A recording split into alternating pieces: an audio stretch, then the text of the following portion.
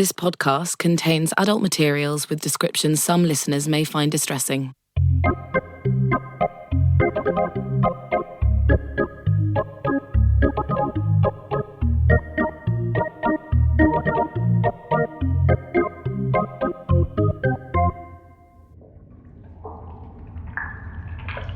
Hi, hello, good day, or night if that's when you happen to be listening. You may be in possession of the knowledge that my name is Gary Strange. I live in London. Can you believe it? They let me in. I am officially a citizen of London, and I just so happen to live in the sewers. Right now, I am residing in the elongated pipes of Bethnal Green. If you have never had the pleasure of visiting this area, it is a down-to-earth district in the East End, home to ambitious young professionals and a large Bangladeshi community. A short walk away is the famous Brick Lane, acclaimed for its fantastic Indian eateries. The sewers below Brick Lane are quite pungent, and although it might not be everyone's glass of mango lassi, I personally adore the dazzling array of fragrant, spicy scents that linger for days after this cuisine has been digested and deposited down the tubes. Is this integral information for you to hear, you might ask? Well, if you are like me and interested in the intersection between culture, food, and olfactory receptors, then yes, this is integral information. But importantly, there is a story I want to share with you. A story that takes place in the heart of the East End. A story which is in fact my own story. So I didn't even hear it through a drain pipe this time. I will tell it to you now. With Vishnu as my witness, I shall bear all. Now, I've always been normal in my quiet little way. Never thought of clowns as particularly sexual. Never thought much about clowns at all. But now's a different story. I had only just joined the circus as a rigger. I'd escaped my usual rigging job on the Siberian ships and had landed this one instead. I knew this particular circus was alternative with a capital A. I just didn't realize how big that capital A was. Now, before you judge me, I was drunk.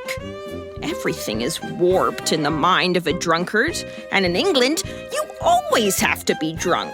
You know what I'm talking about. Makes things look better. The rain's more friendly. The wind's chill doesn't seep so deep.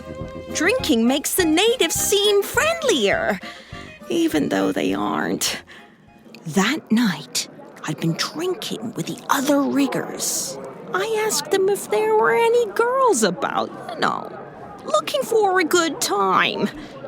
They stared darkly at me, then smiled one big smile, as if all their mouths had connected across the table. The big table mouth said, "If you're looking for a good time, you don't just want girl, you want a clown. The ring becomes a different type of performance arena after midnight. Go there. You won't go back to girl once you've had a piece of clown." Clown? Sounded kind of fun. Unusual. I didn't know what to expect. I took a swig of scotch for courage, then off I went. There she was. She looked nuts. She was massively overweight. Don't get me wrong, I like that. I love that. That's my thing. But I didn't know if it was the clown costume or actually her. I could smell the scent of rubber, the scent of unblown balloons in her pockets. It was strangely enticing. It was this scent that made my feet move step by step, one in front of the other towards this terrible creature. Hi. Hello. Good evening. What's your name, sweetheart? Cuckoo. Cuckoo? Cuckoo the clown. That's right. I'm Cuckoo. Cuckoo. Are you looking for a good time, circus boy? I do what they tell me. Cuckoo. I must tell you, I was a little fearful of this bizarre individual that stood before me. I thought she might be psychotic, but maybe it was all part of the act. My mind just told me, do it.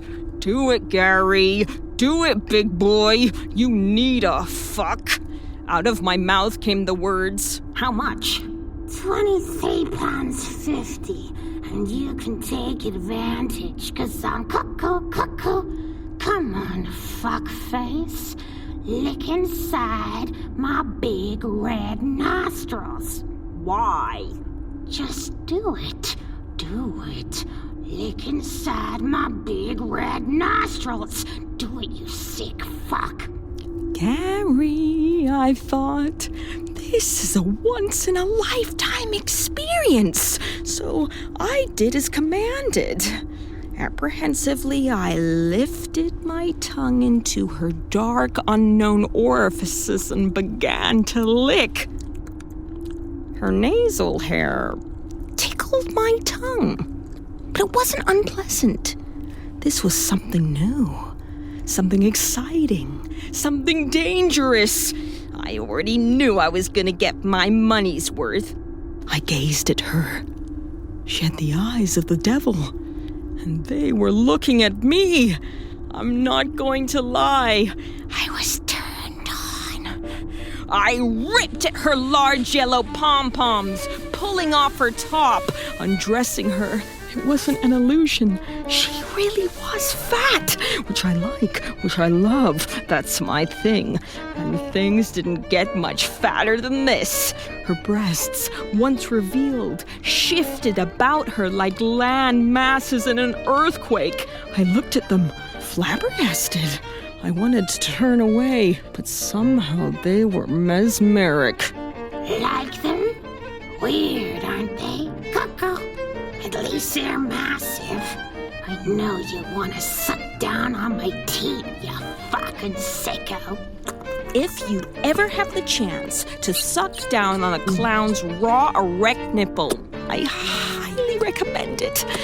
Tastes like oven-baked garlic, like the ones you peel away the skin in order to get to the fleshy bit. But this nipple was cold and old tasting, like the garlic had been left out on the counter for days after it had been cooked, like flies had begun laying their eggs there.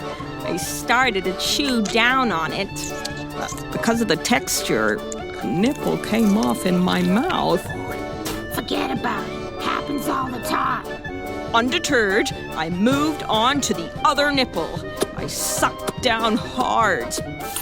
Next thing I knew, I was being jet sprayed by a water nozzle that had been inserted into the nipple. Surprise, surprise!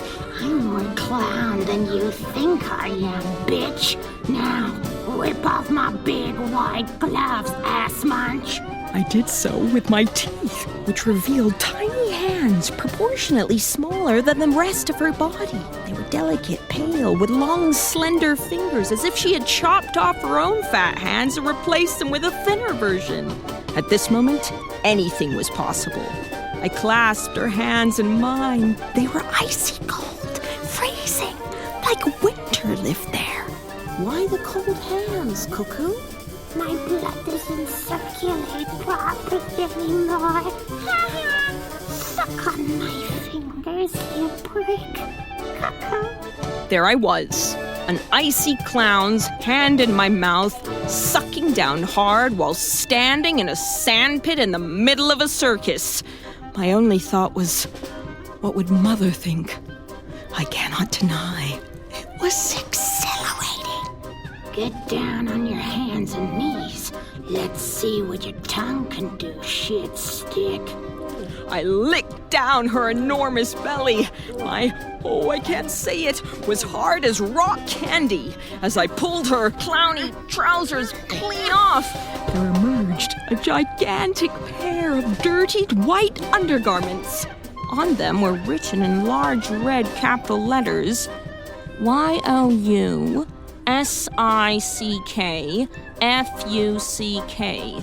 You sick fuck!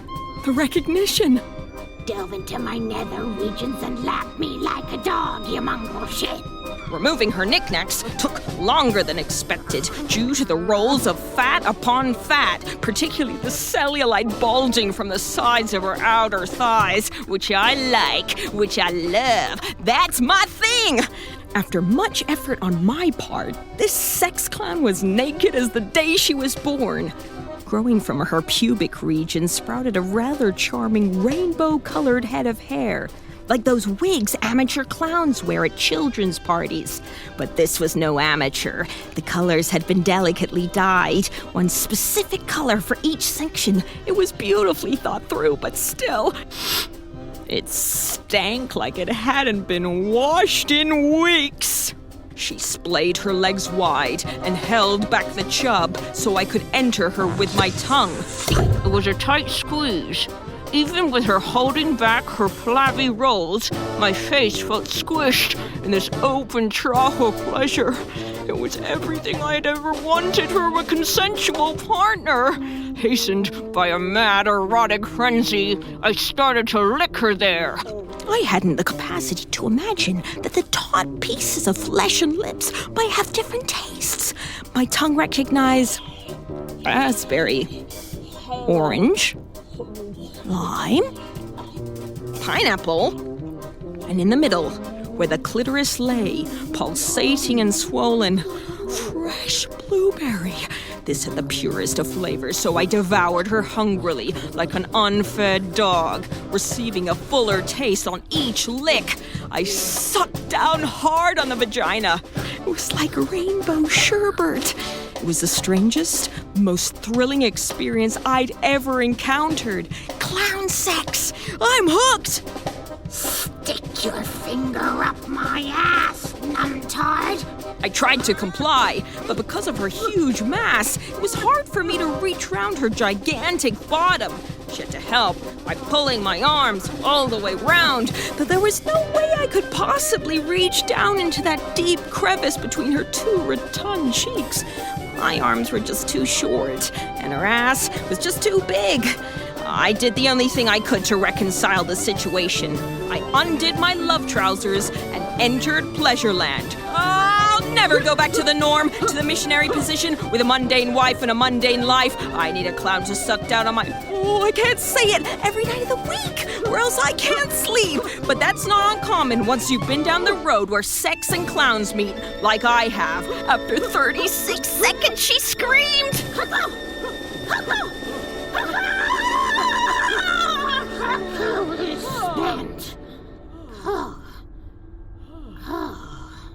The release was tenfold. She snuggled up against my neck. There was a moment's silence. I removed myself from her deflating triangle of pleasure, found my scattered clothes from around the ring, and began to dress myself. Still naked in the sand, she said, Did you know the size of a sperm whale's erect penis is as tall as a grown man? You look just like a sperm whale's penis, except with clothes on. It was flattering of her to say, but I couldn't focus on compliments at that moment. I was dumbstruck. Walking away from this bizarre scene, I realized a dark little monkey from the circus had been watching us the whole time. There he was, still touching his little erect monkey penis, giggling quietly in the shadows like he was in deep concentration, even meditation. Though slightly appalled that this creature had just witnessed my debauched behavior, the idea that someone or something had observed this event, well, it comforted me. It meant it had happened. It was real. I booted the mischievous little rugrat out of the way and walked as stridently as I could out of the tent and into the dawning light. From that moment on, I was released from my conventional conception of what sex is. I realized it can be different, weird, unhygienic, and that's okay.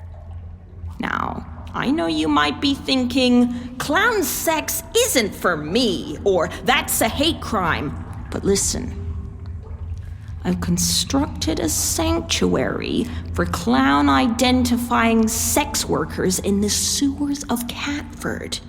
And if you're up for it, are willing to be reasonably safe, and don't mind paying hard cash up front, find us down in the depths, and we can change your life.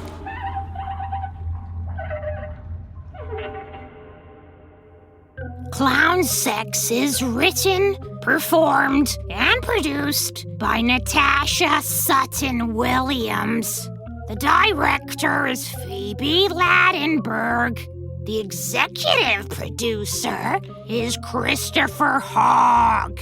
The sound designer is Matthew McGuinness. The studio director is John Wakefield. The original music is composed and performed by Natasha Sutton Williams.